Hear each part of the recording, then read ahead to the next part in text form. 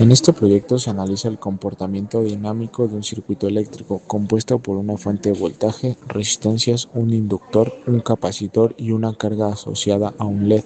La finalidad principal es obtener un modelo matemático que permita representar la respuesta del sistema ante una entrada de voltaje y posteriormente comprobar dicha respuesta mediante MATLAB y Simulink. El circuito cuenta con dos elementos almacenadores de energía, el inductor y el capacitor. El inductor almacena energía en forma de campo magnético, mientras el capacitor la almacena en forma de campo eléctrico. Debido a esto, el sistema puede modelarse como un sistema dinámico de segundo orden. Para realizar el análisis se definieron dos variables de estado. La primera variable está asociada al inductor y representa su enlace de flujo, mientras que la segunda variable está asociada al capacitor y representa su carga eléctrica. A partir de estas variables se pueden obtener magnitudes físicas más fáciles de interpretar, como la corriente del inductor y el voltaje del capacitor. El voltaje del capacitor es una de las salidas principales del sistema, ya que representa el voltaje disponible en el nodo donde se conecta la carga. También se analiza la corriente del inductor, que permite observar cómo cambia la energía almacenada en este elemento, y la corriente en la rama de carga, relacionada con el comportamiento del LED. Para obtener el modelo teórico se aplicaron las leyes de Kirchhoff y las ecuaciones constitutivas de los elementos eléctricos.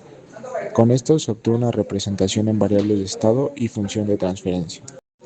Las gráficas obtenidas permiten visualizar cómo el capacitor se carga con el tiempo, cómo evoluciona la corriente del inductor y cómo responde la carga del circuito.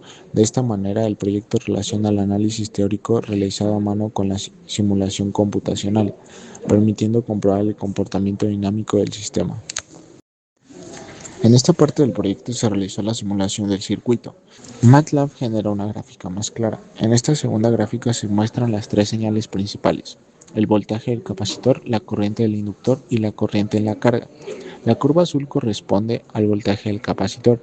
Inicia en cero porque el capacitor está descargado al comienzo de la simulación. Posteriormente aumenta y se estabiliza, lo cual indica que el capacitor alcanzó su valor de régimen permanente. Las curvas correspondientes a las corrientes tienen menor amplitud porque están medidas en amperes, mientras que el voltaje está en volts. Por esta razón, en una gráfica conjunta las corrientes se ven mucho más pequeñas que el voltaje. El propósito de este código es transformar nuestro Arduino en un osciloscopio digital de 2 canales para analizar la respuesta transitoria de nuestro circuito en tiempo real. Como los fenómenos de carga y descarga en inductores y capacitores ocurren en fracciones de milisegundos, el ojo humano pues no puede verlos. Este algoritmo automatiza el proceso para tomar las lecturas a una velocidad alta y mandarlas a la pantalla. El funcionamiento es muy sencillo. En el setup configuramos los pines y activamos la comunicación serial a una velocidad alta para evitar retrasos. Ya en el loop del código se divide en dos fases. Fase de carga, que ponemos el pin 9 en high para meterle 5 volts de golpe al circuito e inmediatamente un bloque for. Toma de 200 muestras consecutivas. En cada vuelta el Arduino lee los canales analógicos A0 y A1. Mediante una regla de 3 convierte esos datos a voltios reales de 0 a 5 voltios, con un salto de línea. ¿Y por qué la gráfica se ve así? Al abrir el serial plotter vemos que el resultado experimental de esta lógica hay 3 puntos clave que explican por qué las líneas se comportan así. Forman casi cuadrados. Las líneas suben y bajan de forma casi vertical porque nuestro circuito es sumamente rápido. Entonces los componentes reales se cargan y descargan en microsegundos. La diferencia entre las gráficas que obtuvimos, tanto la experimental como la teórica que obtuvimos tras el modelado en MATLAB, reside en la escala. En el modelo teórico podemos observar el estado transitorio del capacitor y del inductor. Sin embargo, en el modelo experimental no podemos observar esto debido a que son cambios muy rápidos.